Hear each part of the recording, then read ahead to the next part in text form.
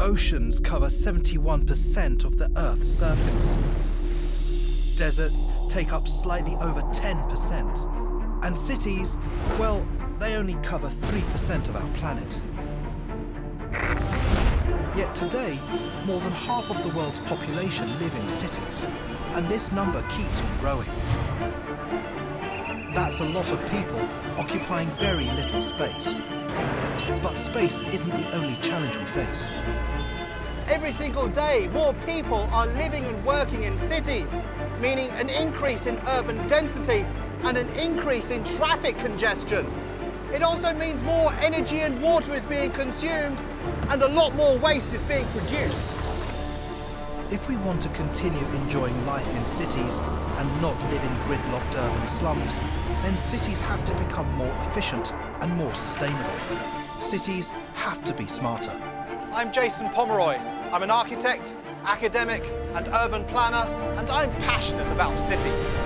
I want to know what makes a city smart. Is it cutting-edge technology or state-of-the-art infrastructure? Is it top-down control or giving power to the people? And does being smart mean different things to different cities? In this episode, I'll be asking these questions of a place that's been widely hailed as the world's smartest city, but also criticised by some who think high-tech isn't the same as smart.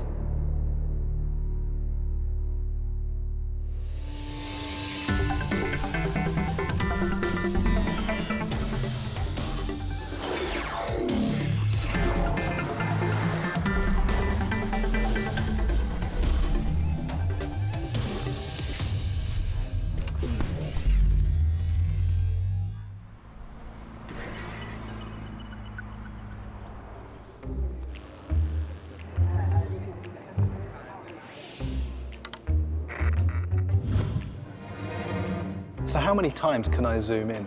30명. So why don't we follow somebody? Let's follow this person. Where's this person going? Why is he not walking on the pavement? That's jaywalking, isn't it? My goodness, this really is mission control. All eyes on the city, Big Brother style, and with a click of a button, I am completely integrated with the city. Built entirely on reclaimed land in Incheon, located just 56 kilometers from Seoul and home to the second tallest building in South Korea, the Songdo International Business District, or Songdo IBD, is a first-generation smart city built from scratch and with technology deeply ingrained in its DNA. The International Business District forms the core of Songdo City, which together with the cities of Yongjong and Cheongna form the Incheon Free Economic Zone, a South Korean initiative to make Incheon an economic hub for Northeast Asia. Construction started in 2005, and right now the city is in phase 3 of its development. Today, 45,000 people live in the IBD, and another 70,000 commute here to work every day. And that's why I'm here, to get a hands-on feel for how Songdo works. Because when most of us think of what makes a city smart, we think of a city that works like this. Sensors placed all over the city collect data in real time and send it back here, Incheon U City Integrated Operations Center, to be digested. If a piece of infrastructure isn't working, they'll know. If there's a traffic accident or fire, they'll know.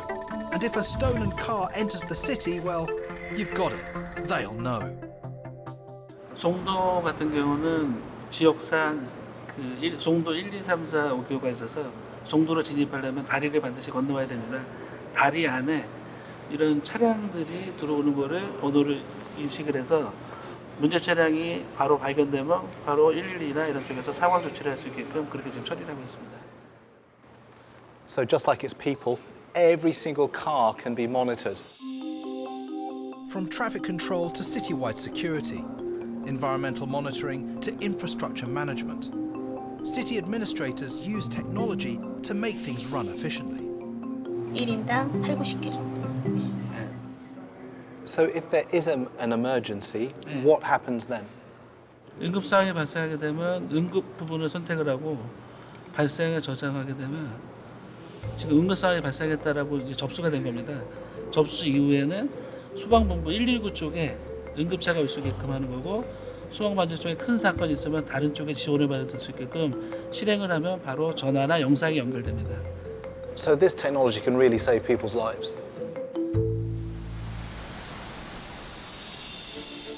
Conceived as a tax-free platform for the international community to be doing business with the rest of North Asia, the Songdo International Business District is one of the largest private real estate developments in history. Run by the city of Incheon, the Songdo IBD was developed by New York-based real estate firm Gale International and South Korean conglomerate POSCO Engineering and Construction. And the cost of this project? A cool $35 billion. So it begs the question, what does $35 billion actually get you? I'm going to meet Stan Gale, the developer who made it happen. Our mission was to create what we envision would be the next model of international cities. So what kind of smart city is Songdo? Songdo is a smart and compact city. Quality of life is the key feature. We built some beautiful buildings, but we want to be sure they're thought through from the inside of the building out. It's how the people who live in those buildings, work in those buildings, feel. If we're not improving the life of the individual and their families that live in Songdo, then what have we done? So it's not just about the technology, it's equally about the quality of life. Absolutely. To achieve this quality of life, architects and master planners KPF designed a pedestrian and cyclist-friendly city, which reserved 40% of its space for parks and other green spaces. The city also has some lofty sustainable ambitions and a few nifty innovations. So Jason, have you heard about the pneumatic trash system in the city? Well, I've heard it's quite advanced. If I'm not mistaken, you've got your public bins, you've got your household bins, you've got your office bins, you've got your restaurant bins, and all the waste that's effectively separated between wet and dry and the recyclable and the non-recyclable trash. And that is then collected via a network of 55 kilometers worth of pipe, sucked into this pipe, which is then distributed amongst 7 collecting areas. Now, when it goes into those collection points, all of the waste is basically put into containers, compressed and sent to the incinerator, and then the heat that's generated by the incinerator is enough to power some of these buildings. In addition to the trash collection system, the pneumatic system, when the sewage goes into the system, there's an anaerobic digester that actually turns that into energy as well. That's remarkable. What else did this first generation smart city get right? And what did it get wrong? I'm about to find out how top-down tech control translates into daily life.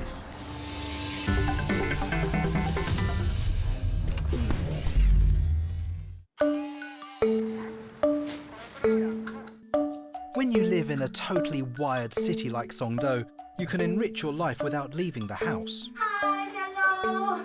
안녕하세요. Nice to meet you. Nice to meet you too. Yellow? There are 20 different remote learning classes that the people who live in Songdo can sign up for. From language classes to sewing courses to painting lessons, people can just join in from the comfort of their home. I better get this right. As an architect, it would be very embarrassing if I got it wrong. 송도는 사람들이 매우 진취적이고 젊으신 분들이 많아서 수업하기에 굉장히 적극적으로 참여하시는 분들이 많으세요. 그리고 이런 첨단 장비들에 관해서 부담감들이 적으시기 때문에 저는 송도에서 일하는 게 정말 즐겁습니다. Here you go. I'm almost done. This is a masterpiece. This is going to hang up one day. Ta-da! Thank you very much for the lesson. I really appreciate it. And happy painting. Bye. If there is one word to describe Songdo, that word would be connected. And it's a concept that's repeated over and over again across the city. And an idea that's championed by Cisco, the tech giant who helps to network the city. I'm here to meet Ben Chung, the centre manager. And I think I found him. Hi, Jason. How are you? I found you on Yeah. screen and in real life. Yeah, that's me over here. That's me. Tell me about this technology. So this is the Wi-Fi system with the integrated latest location-based services. But whole idea is not just tracking the people itself, but simply using this kind of technology to tracking the expert. So people like you who are looking for me today, and here I am. So it's not just Big Brother then? No, not at all. Not at all. Call this number.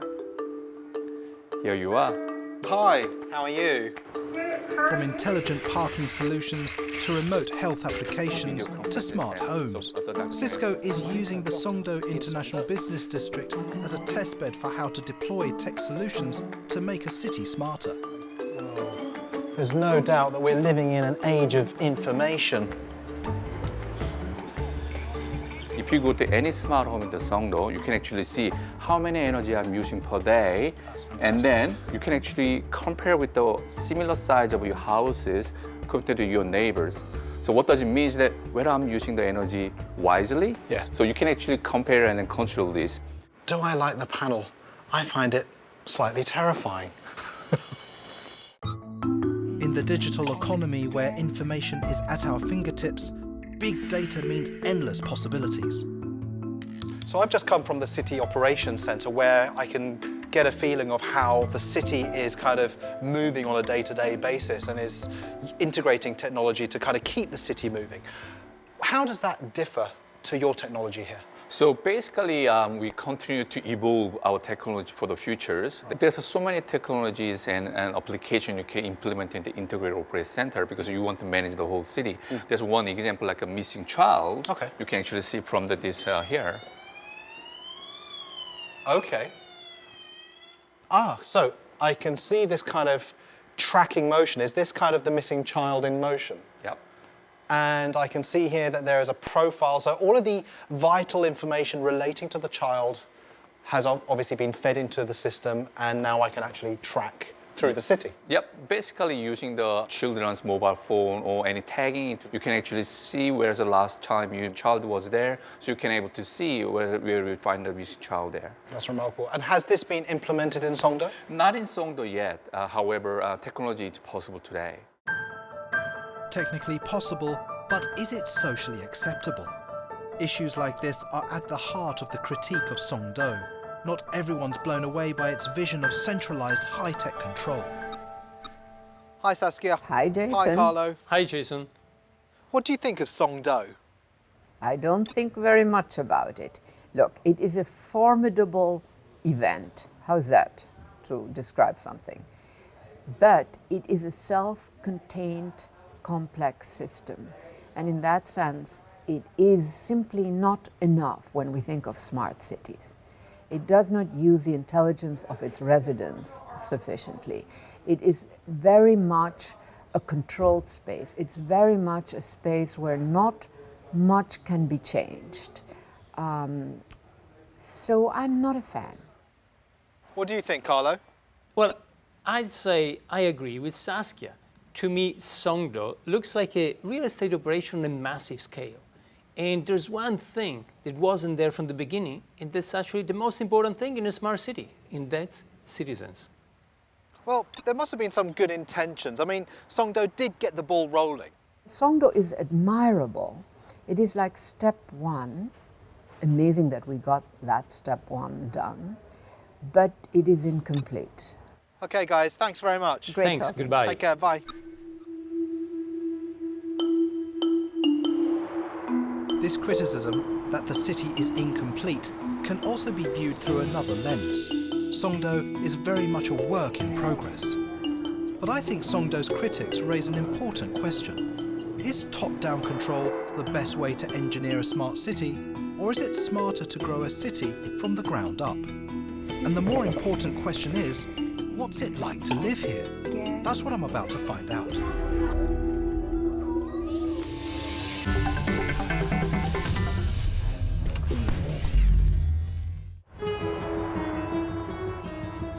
It's 7 a.m. in the morning, and Estelle Chung is getting ready to go to school.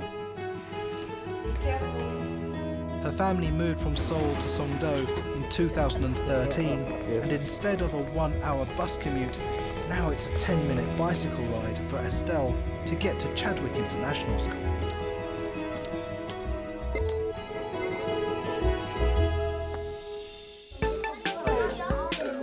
You got a great bass structure.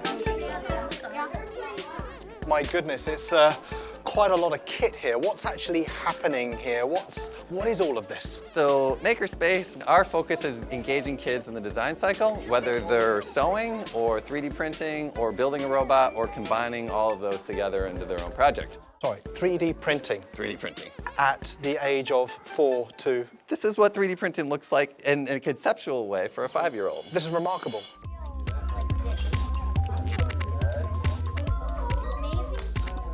Okay. What have you got here? So this is an embody, and we're using this to make some noise and light pictures. Fantastic. And how long have you been doing robotics, Esther? Since first grade. First grade. Not every day, but yeah. Not every Well, still, it's quite amazing, isn't it? I mean, basically, when I was a student, even at secondary school, craft design technology was basically steel, metal work, bits of wood. Certainly not as technologically advanced as this. And ultimately, what are we doing? We're training the architects, designers, and engineers for the future. Good job, guys. In between classes, Estelle gets a break, and I pull her away for a quick chat. Tell me, do you miss Seoul? No. Really? Yes. I like Songdo better. Outside the window, the view is very pretty. In Seoul, it's usually like very dark and the buildings are, but here there are many trees and the buildings are kind of like it has colors. Time's up, and Estelle has to return to class. But I spend the rest of the morning exploring the school and talking to some of the staff. Good, how are you? Very well, thanks, very well. How do you find living and working here? I mean, it's like, Songdo's like its own little bubble. Like, you've got the calm and quiet and cutting edge. And if you want to get the soul and the experience of the Korean culture, it's an easy taxi, subway, bus, and you get to experience that. There's no denying the quality of the education that Estelle receives at Chadwick, but it comes at a price. At $30,000 a year, Chadwick costs significantly more than your average Korean school. But it's a price Estelle's parents are willing to pay. And significantly, it's why they value living in Songdo. What brings you to Songdo in the first place? I mean, why move from Seoul to Songdo? Because of my daughter's school, Chadwick. Also, I wanted to get out of the busy city. Here is it's much more calm and very convenient, but also very close from the Seoul. So I can be there soon if I want. Also, life is more relaxed. Even my daughters, when I asked them, do you want to go back to Seoul? But they said they prefer to stay here. Oh, that's lovely. Yeah. You found your home. Yeah. Even my husband too. That's good. Yeah. That's good. A lot of people kind of say that Songdo is the first generation smart city, a technologically advanced city. Yes. Do you see that? This city is more famous for the education, not for the technology. Now that raises an interesting question. Do locals love it here, not because of Songdo's formidable tech capacities, but because Songdo is a new city planned from scratch that offers them a better way of life? Their gifts here at KPU. Thank you for inviting me over. It's lovely seeing you. Cheers. Dr. Jason Pomeroy is Estelle's father, and he owns a dentistry practice in Songdo. He says that the city provides a better environment to run his business. And as we talk, it becomes clear that for the Chung family anyway, Songdo's appeal isn't just practical. The next day, I braved the dentist's chair to find out more. Do you have any problem in your teeth? So, Dr. Chung, moving from Seoul to Songdo, what are the big differences? 제일 큰 차이는 깨끗한 공기, 또 여유 있는 공간들, 병원을 올 때도 뭐 차 막히는 거 저는 자전거로 출퇴근을 할 수 있을 정도로 아주 편안하게. So does that mean you prefer Songdo to Seoul? 네, 서울보다 송도가 훨씬 좀 좋은 것 같고, 서울에서 제가 강남에 살았었는데 물론 거기에 많은 어떤 문화적인 공간이나 뭐 음식점을 비롯해서 이런 것들이 서울이 더 많긴 하지만 송도도 앞으로도 더 못지않게 더 쾌적한 환경에서 그런 시간들을 보낼 수 있을 것으로 저는 기대를 하고 있습니다. Before I leave, I catch up with Richard Nemeth, one of the architects who has been with the Songdo IBD project from the very beginning, to find out what he sees for the future of this city. Songdo is already the first generation smart city, technologically advanced, but maybe some of the technologies are becoming or have become obsolete. How does Songdo remain relevant for the future? When we designed Songdo starting in 2001, 2002, there were no smartphones. They hadn't been invented yet. Right. So the transition already in just a short time has been dramatic. So I think from our point of view is that technology is something that we don't control as an architect, but the layout of the city, creating an environment where people want to be is something that we can control. And we try to create an urban environment that would attract people, that would encourage people to want to apply technology to it, so it wasn't a ghost city. And has it been successful? It's getting there. Certainly the residential has been very, very popular. The commercial side of the city just takes time. You can't just fill up 20 or 30 million square feet of office space. That's more than most cities have. So it just takes time to fill up.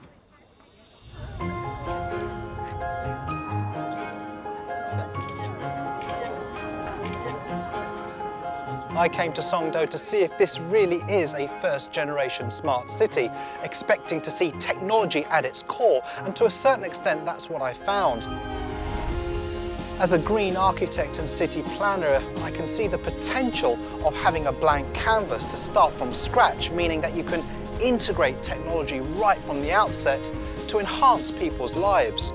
But what I found is that people are not just moving here for the technology, they're also moving here for the public infrastructure and the public open spaces. And as the world's smart cities evolve, will Songdo's technological edge still be enough? For many, this high-tech community defines the smart city. But the Songdo of the future will have to keep up with a changing definition of smart.